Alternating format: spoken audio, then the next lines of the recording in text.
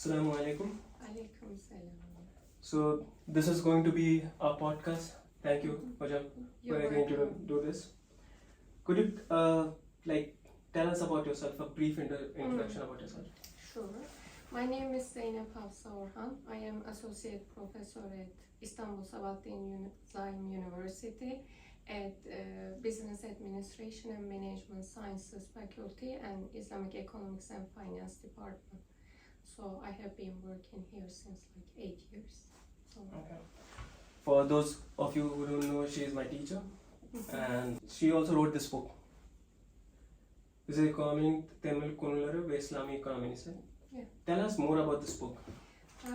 Actually, the idea of writing that book came from the courses which I have been teaching at this university since like 6 years back, because this was the time when firstly in whole Turkey they started to have the undergrad program at Islamic Economics and Finance.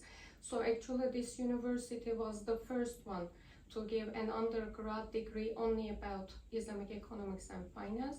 So since then we put a course for the second year students titled Foundations of Islamic Economics, both in English and Turkish, and I started to teach that course. And when I was teaching that course, I was searching for different materials both in English and Turkish. I mean, there have been books published since like 10-20 years maybe, which I could use for the course, but in Turkish of course there were less books. I started to realize that the more books I checked, the more I realized that the books did not actually do the things exactly which I was planning to do for the course, because I wanted somehow to do something like that, to cover the main subjects included inside the conventional economics, but also explain everything from the Islamic perspective in the end. So this is mainly for the Turkish readers. Yeah, exactly, because the book is in Turkish also. I mean, one day if it is translated into English, I will be happy also. But because there is a lack of book, especially in Turkish, I wanted to somehow fill in that matter. And it's not only actually a course book. I mean, sure, I'm using, because the book is comprised of my lecture notes, but it's not only for the use of like course material. Instead, anyone who is interested in the main subjects included in Islamic economics, they can also read it. It does not have a like very academic language, let's say. This is mainly for the beginners. Yeah, definitely. Okay. So there are a total of 10 questions. Yeah, sure. And the second one, there are 3 personal questions which are very favorite to me. I'm Sure. going to ask them later. So the second one is, what is Islamic economics and how different is it from the conventional economics? Sure. Actually, it is something like that. When we talk about conventional economics, there are not so much differences regarding its definition. Today, whatever like economics related book you open and you check its definition, you generally see that this common definition called like economics is a science which is trying to like deal with the scarce resources and how to like solve the issue for the people with their like endless needs. This is the general definition. When it comes to Islamic economics, we don't have such a like commonly agreed on definition yet. I don't know whether it's a good thing or bad thing, because on the one hand, it seems that people have their different opinions about it. So they say that the more idea you have, the more like brainstorming. But on the other hand, it creates somehow a problem that some of the definitions are so much clashing with each other that it gives, or it may give a wrong signal to the outside world that you cannot agree even on that yet. Definition. Yeah, exactly. And if you ask me, like, I mean, among all these different definitions, which one I like to use, I think the definition at the beginning, for now at least, it should be something which everyone can agree on, that it does not go into so much deep discussions about Islamic economics, instead like agreeable by everyone somehow. So I like the definition of late Sabri Orman, who says that Islamic economics is approaching the economic issues from the Islamic perspective. So quite easy, simple. So I like that definition. I think we can define it like that for the beginning. So like if we ban interest in a conventional economy, can it be called a Islamic economy? No, actually. This is another somehow misunderstanding, I think, about the issues related to Islamic economics. This is also why sometimes, or at the beginning even, some issues related to Islamic economics, like for example Islamic finance, what we call Islamic finance or Islamic banking today, at the beginning they were called like interest-free finance or interest-free banking. But this does not tell the whole story, because Islam is not only, or the Islam's idea about economic matters is not only limited to the interest issue. So there are a lot of very many things which Muslims should be focusing on while dealing with the economic issues. So this is not definitely it's not a clear picture, right? No, exactly. So even if we remove the interest from the economy, actually which some European countries are already like closer, zero or negative. Yeah, or like Japan. But does this make them like Islamic? No, definitely not. So the third question is the impact of interest on the economy, and what happens to the economy when it is interest free, like with or without the interest. What are the impacts? Yeah, this is another like discussable issue in Islamic economics, maybe in general economics as well. I think in conventional economics it became so much a normal thing to have interest that they do not even check so much like what kind of result it has.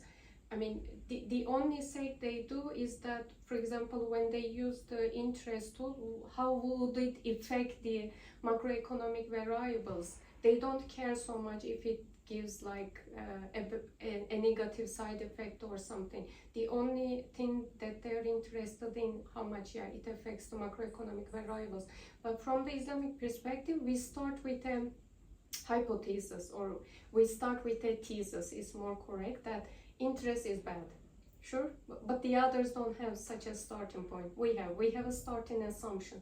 So with that assumption, actually we can do even more studies, because we think that it can affect like the social injustice, income inequality, unemployment, inflation. There are actually studies. The studies are having generally mixed results. There is not like agreement about it, but I think Muslims can be more eager about preparing more, especially empirical studies about checking the especially negative side effects, which cannot be seen by the other economists, because as I said, they don't have an initial assumption about its negativity, but we do have.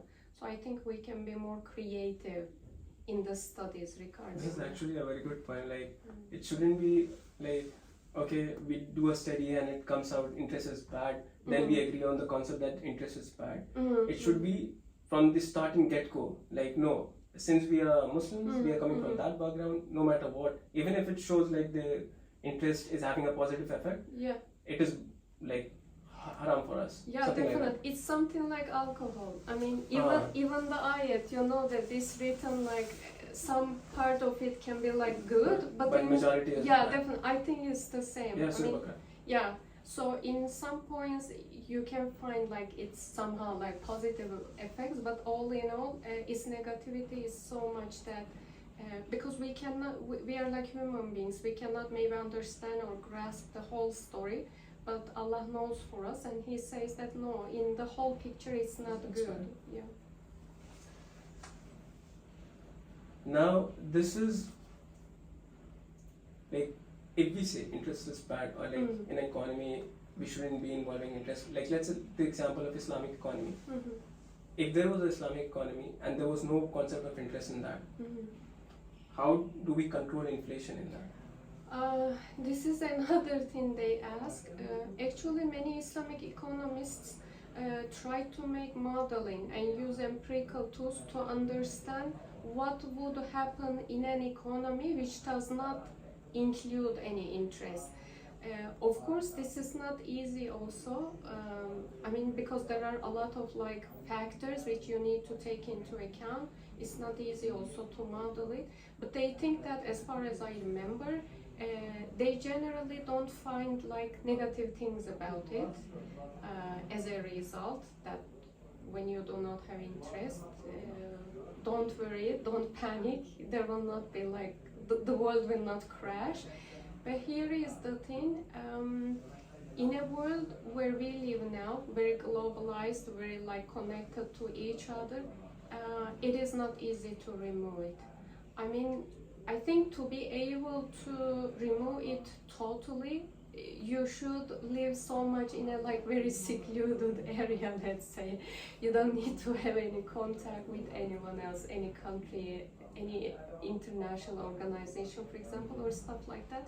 Not easy, really. And when you do not have, of course, Muslims should think about like alternative things. Today, especially interest, the governments are using it for what? As monetary tool, for example. For fiscal tool, generally it's not used so much, but especially as a monetary tool, it's used a lot. And Muslim scholars already like are having good studies about investigating what kind of alternative interest-free tools governments could use under the case that interest does not exist. So we are not bad at that. But the thing is that interest is included in almost everything. Like, for example, bond, the financial tools in general, not only as a policy tool, but the financial tools in general, like bond, like derivatives, for example, the exchange rate derivative, or swap, for example, monetary swaps. So we need to think a lot. I mean, so what you're saying is we shouldn't be thinking about effect of interest on interest-free on inflation. Think about the entire thing. It's not just concerned to inflation. Yeah, definitely. Every monetary aspect. Definitely, because today, for example, our insurance system, our banking system, so anything which can come to your mind as a like financial relation, it includes interest. So you need to think like alternatives for everything basically, and it's not easy. So it's kind of a radical change. Oh, definitely. Also, in terms of the institutional functions, like central bank somehow is dependent on interest also. So not easy at all.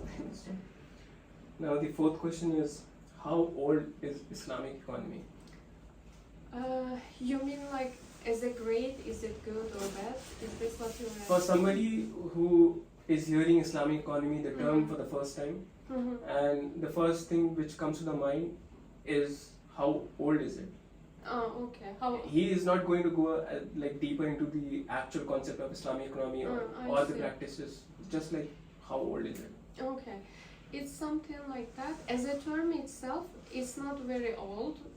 It was first used, as far as we know, in 1936 by Hamidullah. So it's like almost 100 years back, not very old. But not the term itself, but the meaning of it was somehow there. Because what did I tell you as the definition which I like for Islamic economics? Approaching economics from Islamic perspective. So that approach was always existing with Muslims since the very beginning. Why? Because what did Prophet ﷺ or the like four Caliphs or like Umayyad, Abbasi or Ottomans did try to do? They tried to deal with their economic matters from their religious perspective. So exactly this is what they tried to do. So as a like whole long history, we have somehow the historical background over there. But directly the term, it's. So what you're saying is the term is new, the term is 100 years old, but actually the nuances of the practices were there from the time of Rasulullah. Yeah, definitely, because even today, some of the tools or institutions we like suggest or we try to use in Islamic economics, they are having close connections with these historical practices or ideas developed in earlier times. Okay. So one of the concepts of economics, conventional economics, is scarce resources that you talked about and unlimited demands. Do you agree with this concept? This is another discussable issue. First of all, I should say that I don't have 100% exact answer to that. I need to think more, I think. There's no black and white. No, it's not. But currently what I'm thinking is this. Endless needs do people have? I think they do, but not in the way that the conventional economists argue. What I mean is this. Because in conventional economics, human beings are just material beings. They don't have the soul, right? Okay. So what they mean is that despite that, human beings would need like endless needs in terms of material things. This is not correct. But what I think is that even though I can agree on that they can have like endless needs, but from a different perspective. Because in Islam, we believe that the human beings or people have the soul, and soul is an endless thing. It does not have boundaries. And because that people have soul, they do have endless needs. Do you understand what I mean? I somehow think that they have endless needs, but not because of the same reason that the conventional economists argue. And on the other hand, the scarce resources, I'm thinking like that. I think Allah has created all the necessary things which we can survive in this world or in this universe. And this is also why we don't know actually the history of human being exactly, but it is more than like maybe 10,000 years or so, or even more, I do not know. And did we ever like become out of something? No, actually we did not. That's one of the most practical points. Yeah. So there's another point of water. It's scarce, but it's in abundance. Like our policy, human activities has made it scarce some places, but if we let it be wild, if there is no human interference, it's there for the humans. Yeah, definitely. So I think there should be a separation between is that thing really scarce because it's scarce or because that what human being does. Yeah, exactly. Now the fifth one is like, is there a correlation between economy and crime? And I would like to state a study. One study published in the Journal of Research in Crime and Delinquency found a significant link between unemployment rates and crime rates in the US. And there's other data as well across the world. The data analyzed from 1970 to 2000 found that a 1% increase in unemployment was associated with a 6.7% increase in the total crime rates. Yeah. Now, my question is, like, how does Islamic economy offers a better society or a worldview? Like right now we see across the world there's a rise in crime and others, and it's directly, indirectly, according to the study as well, it's linked to the economy. If our economy is doing bad, or if this huge disparity between the rich and the poor, we see a rise in the crime. Now that, how does Islamic economy guarantees to deliver on that?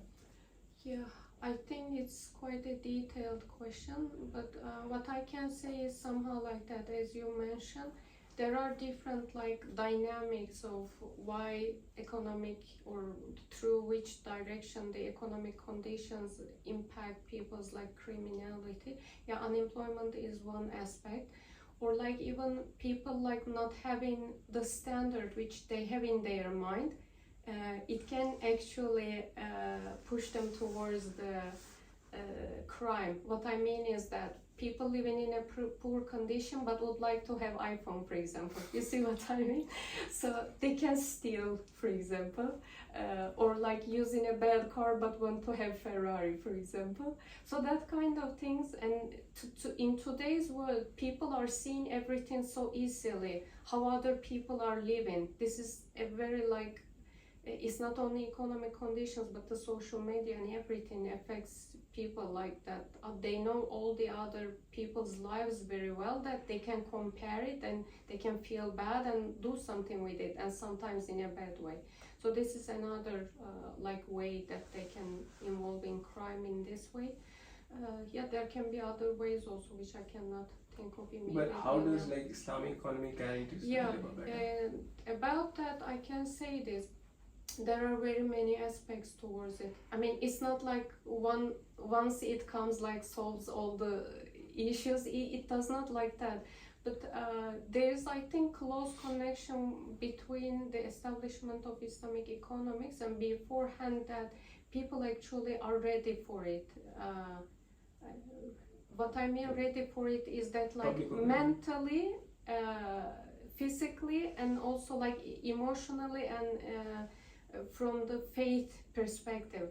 So people who would like to live in an like somehow Islamic economics world, they are ready to think of these things. Oh, if I am like having enough material well-being, I can share, or I need to share with others. You see what I mean?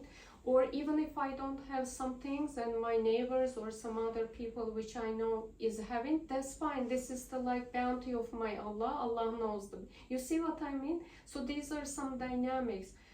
Definitely like sharing or like believing in Qadar and like Allah's bounty that He can give to whom and whatever He wants.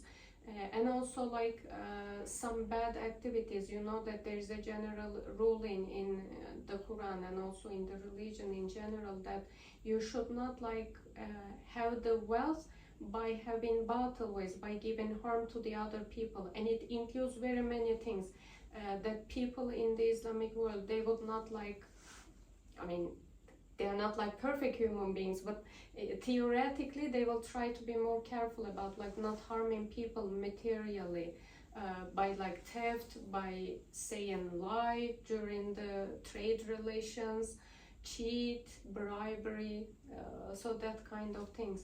And in the end, we can think that in such an economy, the income inequality would be more closer to each other. Even though like, because this is not the aim of Islam also, like no income inequality at all. No, this is not the aim, because this is against the will of Allah. In the Quran, what does He say? Some people like we give more, some people we give less, because there is a hikmah, reason behind it. You do not know, I know. So the aim is not like making everyone equal, but the ultimate is like, I think Islam or Islamic economy is to upliftment of the poor or the backwards. Now this is I don't know, this is a tale or of it's actual. I read somewhere during the time of Ottomans, especially at the time of Fatih, Muhammad al-Fatih, he goes out to the market just to kind of survey, and he goes to buy something, and he buys one thing, and then that shopkeeper says, okay, you bought one from me, buy the another from my neighbor. I understood one thing over there, that the economy was such that the people were generous. If it was a bad economy, he would try to sell all by himself. Yeah. It was, the economy was such that he was like, okay, this is enough for me, I earned, now please go to my neighbor and buy. Yeah, this is exactly what I mean. I mean, there is really a close connection between the conditions of Islamic economics and people's like mind setting, because today what is taught by the conventional economics is that you are free to compete, eye to eye, tooth to tooth, so quite different than what you said as an example. So now the sixth one is, this is kind of a rhetorical question. You can say like this is a question or this is a statement, but I remember back in my journalism days, there was one class especially which I used to take, political science, and in that the professor asked in the class to everybody that what is the problem with democracy, and every one of us, we bombarded with all the points and all the like answers, and then he comes back to us and he says, okay, if not democracy, then what? and the entire class went numb. Like they didn't knew like what to say. It's something like this. We pointed all the flaws in the conventional economics and others, but Islamic economy remains just an idea. As you say, like 100 years before the first thought came in, the term, the definition, everything. 100 years later, there's nothing but just an idea. It is not a parallel system to the conventional economics. So my question over here is, like, it's easier to criticize something which is there in existence, which is running, compared to providing a solution to that one. When can we see Islamic economics as a parallel system or as a solution, or it will remain just as an idea? I mean, it's not only about Islamic economics, but in general about everything. It's always easy to criticize something, but it becomes much more difficult to suggest some stuff. I think Islamic economics has somehow not like all the solutions, all the answers, or all the alternatives, but at least for a starting point, it has like some good arguments about like how people like should behave. First of all, starting from the micro level, and also like at some macro levels, like how to have some institutions in economy and what kind of institutions, and how to use, I mean, how these institutions would use some tools. But these are like the general what we have now. Of course, we need much more. Not easy, as I said, I mean, to find solutions to everything. And also, it's not easy. I mean, economics is like a social science, and it's not like a laboratory trial you can do. I mean, just let's put like 10 Muslim people and give them the guidelines of Islamic economics and see how they will run that place. I mean, maybe we can do that, but as long That's as not viable. no, and also it would never give the same result when you are like 80 million people or like 100 million people. So, according to you, it's going to take more time Definitely. to become parallel. Definitely. Okay. So, is there any relation between Islam and economy in general? I mean, what we mean economy, not X, because economics refers to a science today, and economy in general, all the economic matters, like the concepts, the institutions, the rules, guidelines, everything. So in terms of economy, there had always been a relationship, because economy was always in the life of people, not only Muslims, but the life of people. This is why also fiqh, the main and unique scientific, somehow, so to speak, development by the Muslims. When you open a regular like fiqh book from the older times, you can see that I don't know how many percent, but maybe more than half of it is related to economy related subjects. So as I said, because it's the part of human being, human life, so there was always a relationship. Yeah, I was about to say, any activity which you can think or you want to do that involves money or economy. Definitely. Why Islamic economics? What made you pursue this career? That's good. Because I got a regular conventional economics education, meaning that neoclassical economics. And also I got my education from a university which had a very liberal mindset in. So I got a very neoliberal, neoclassical liberal economics education I got.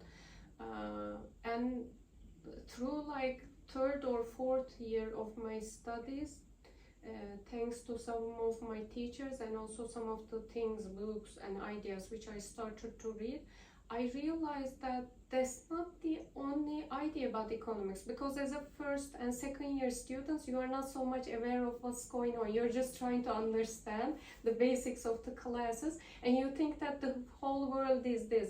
But then later on, I started to realize that, wow, there can be very many different ideas about economy.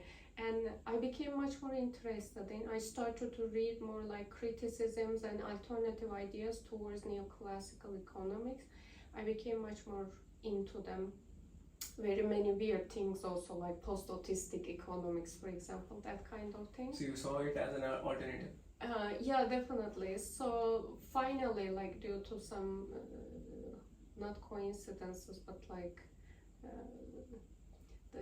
Allah's will, let's say. Yeah, so I somehow came across that there's something called Islamic economics, and this is what Muslims are trying to put as an alternative. So how much you being a Muslim played a part in like choosing this career? A lot. A lot. But it's not all, because the more I involved in the subject or the field, I realized that there are also some people who are not Muslim, like a Japanese guy, which I told you in the class, or an Italian guy. I realized that of course, you don't need to be Muslim even to understand whether an idea is good or not. But for them, for example, it's okay that the idea is good, so they do not need to be even Muslim. But for me, it was definitely like a bigger part, because it's something like that. I wanted the job because it is my job. It takes like, I don't know, 80-90% of my day or my life. I wanted to be not like not having relationship with my religion, because it's bad. You see what I mean? I come home thinking like from the Islamic perspective, and when I do go to job, I think only like from a different perspective. There's a clash, so I didn't want to have such a clash. So since you said like Islam played a huge part in it, I want to ask you a personal question. Why are you Muslim? Because first of all, I am thinking that I was created and there is a God, and that God created me in a way like with a specific understanding about this universe and Him, and He gave the name of like being obedient to Him, which is Islam with small I. And then later on, He wanted us to continue with that belief with a specific big I letter, Islam. So this is somehow what I choose to be, because up to a certain point, it depends on your like where you were born, what your like parents are having as a religion. But as soon as like you start to become mature and start to ask questions and learn a lot of things, read many things, see people, see the universe, experience, you start to realize like, where should I stand? Like follow my past, or should I select a different turn? And definitely that like selection points I also experienced, but each time I realized that it definitely makes sense. Because it gives me a holistic worldview, and it makes me feel so content of having the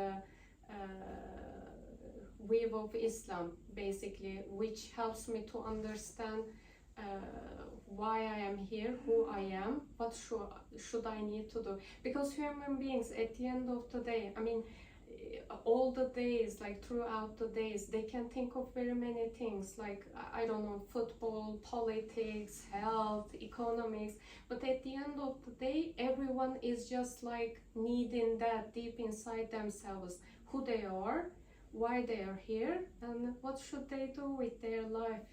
And I'm so happy that no science can give you, even the psychology itself. I know, because I'm interested in reading about psychology also. Even the psychology, the science of psychology, it does not give you that particular answers about that, and Islam does that. So the answer is like you reasoned, and plus you found contentment in the religion. Definitely. And others, and it answered your basic life questions. Definitely. So since you said this, there's a sub question: at what age did you find Islam? What or which incident had an effect on your journey to Islam? It's a bit difficult exactly to say a particular age, but when I was in secondary school, I mean, I started to read quite regularly at early ages, because at my time we didn't have the cell phone, it feels as if I'm so old, but yeah, I didn't have computer distractions, so we did have a lot of time to spend with ourselves, with the world, with other people, and had time to think of many things.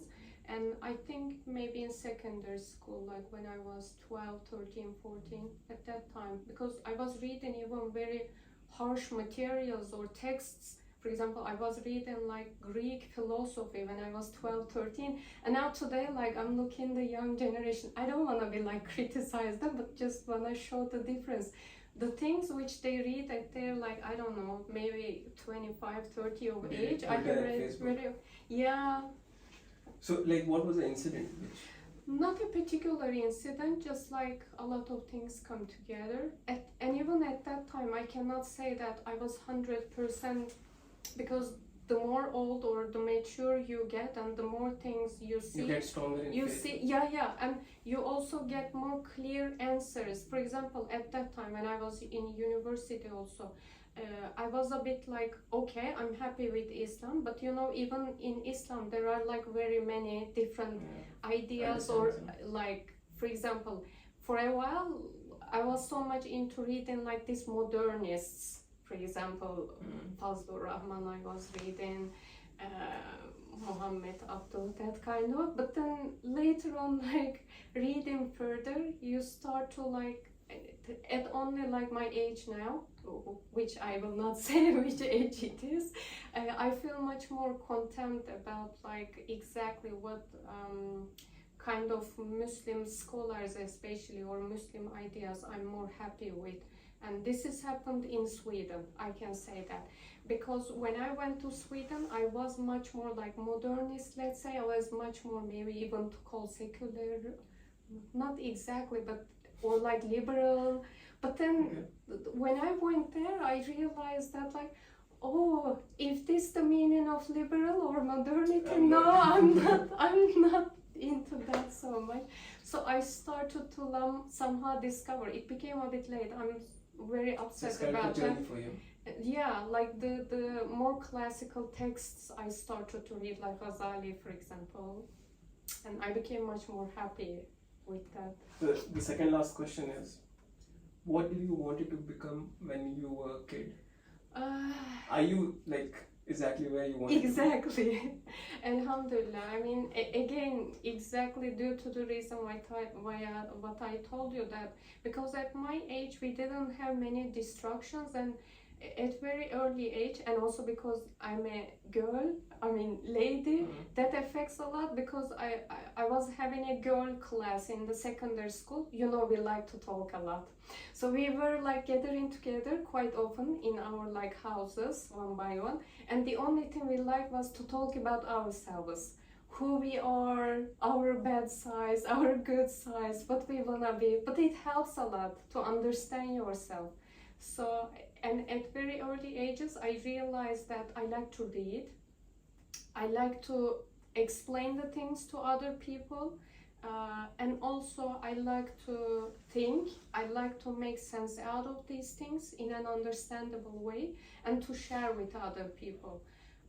They also say the teachers are the one who they teach the future, something like that. So that was one of the aspects. Yeah, definitely. And I realized that all these things are available in being an academician. For a while I was thinking to become a writer, in the literature directly, but I already write, so somehow I combine it. Being a teacher is amalgamation of everything. Yeah. Writer and teaching. Yes.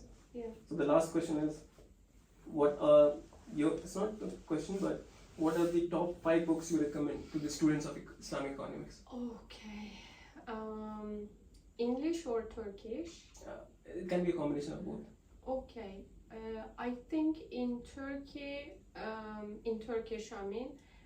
it's good to start with definitely a fiqh book. I think they need to read a fiqh book, or maybe even before than that, usul al-fiqh book, maybe together even, I don't know.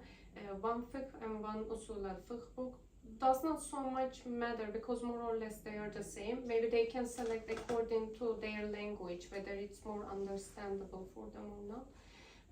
They can read one history of economic thought and history of Islamic economics. Cengiz Hoca, Cengiz Kalak is a very good name in that regard. I can suggest his books.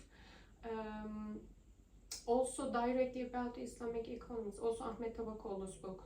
It's like more of a history of Muslim economy. They can read that in Turkish. I think this is the best they can follow. And of course, I suggest my book. And what's the last one? If they would like to know more about a practice of Islamic economics, because many people are interested in how Islamic finance and banking are practiced inside Islamic economics, they can also read an Islamic finance book. There is a book which is not known so much, but I like it a lot. Atilla Yampar's book, Islamic Finance, its name. I can suggest that maybe. In English, Muhammad Ayub's book, Islamic Finance, Understanding. That was my first book also, which I read. Unfortunately, my book stayed in Sweden. I'm so upset. So these are more than 5 recommendations. Yeah. So thanks a lot. That's the wrap. Welcome. So there will be a second podcast, which where we are going to talk deeply more about the Islamic economics, the state, conventional economics, challenges and establishment of Islamic economy. So that's it. Assalamu alaikum. Alaikum salam.